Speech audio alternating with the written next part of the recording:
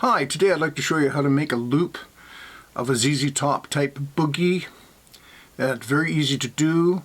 First I'll make sure you know the boogie though. I'm tuned to G, and I'm just going to go with my thumb and two fingers.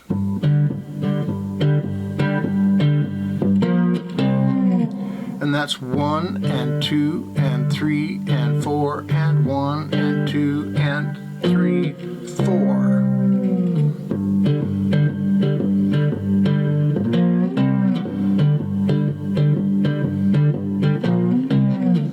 And you might hear me add in a couple little extras like that.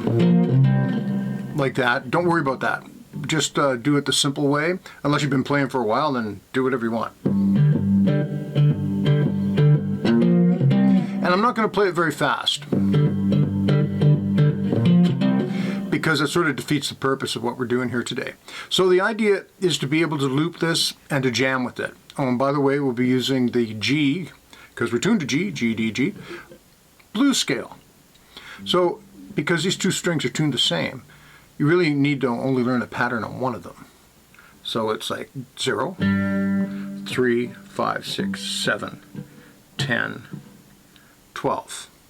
And on the middle, it's 0, 3, 5. And the 5 here is the same as this note here. So you're starting again with the 0, 3, 5, except now it would be 5, 8, 10, 11, 12. And then everything repeats. So don't worry about learning that whole thing, especially if that's new to you. That would sort of slow things down today. Just pick a spot you're comfortable with. A good spot here is like 5, 3, 5, 7, 6, 5, 3. On the first string, just to play some lead.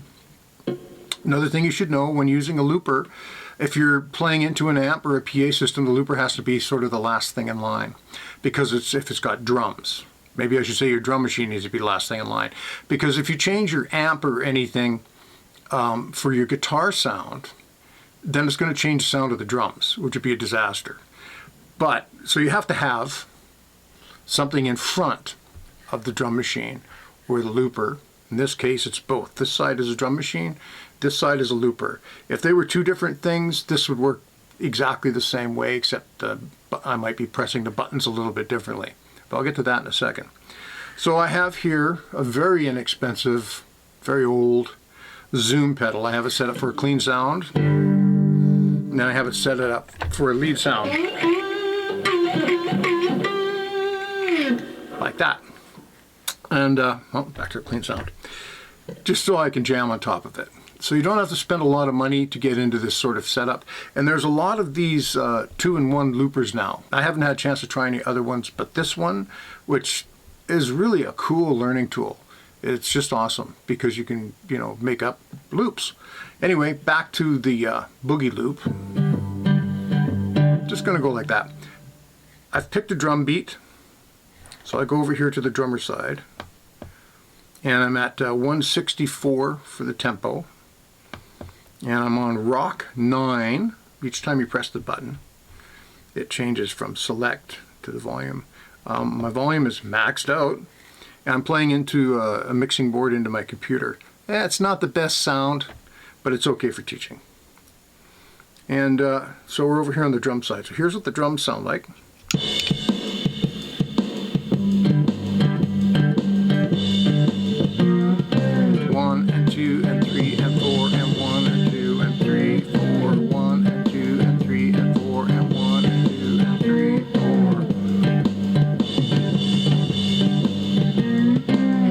Yeah, it's got a bunch of fills and stuff in it.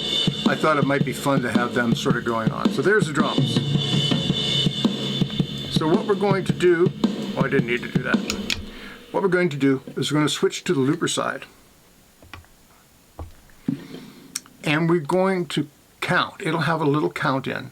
And we know what we need for a count. We need 1 and 2 and 3 and 4 and 1 and 2 and 3, 4 to play the lick. So in order to keep this lesson fairly short, so there isn't a bunch of ads, I'm just going to do what would take the lick twice. But here's the cool part. I'm going to record the drums by themselves. And then you can overdub the guitar on top of it. I'll show you what I mean. You'll hear a little count in, probably 6 beats because this is 6/8 time.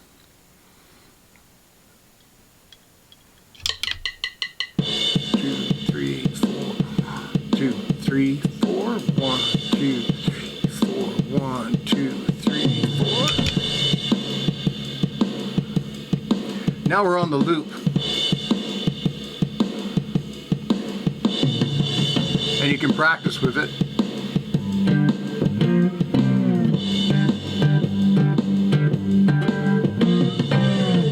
When I press this button again, it'll turn red. But you don't have to jump in at any particular moment. I'm actually going to let it run on red because it's a loop. It's just going to keep going and back in on itself, so you really can't mess it up. So now we're recording, and even though I'm not doing anything.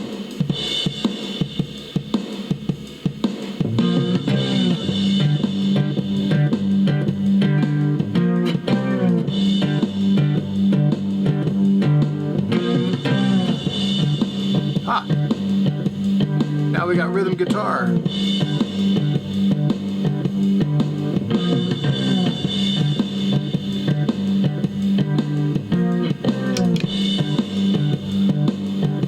Now we're not recording anything, and we have a loop. And we can turn it off, and it's in the memory. By the way, it's good to save these loops for future jams. And so when I want to play and practice my lead licks, I just turn on the loop.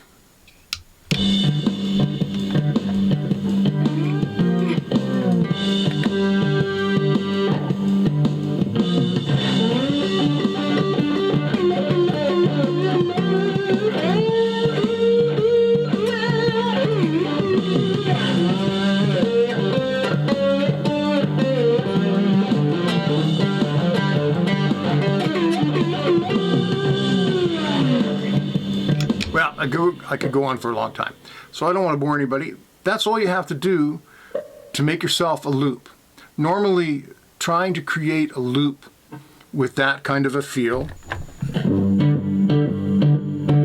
while using your foot and staying in time with the drums and hoping you don't get it wrong would be, you know, pretty challenging. I mean, once you get good at looping, yeah, it's totally doable. People do it all the time. But if you're new, it can be very, very frustrating. By looping the drums first, that's what's important. Then you have the drum beat. And then you just put your rhythm on top of it when you're ready. And actually, I forget which button it is, but one of these buttons here will erase just the guitar and leave the drum loop, which is cool. Because if you screw it up, then you've still got your drums, your backing track, and then you can put the guitar on again. I hope you find this fun and helpful. Have a great day. Bye.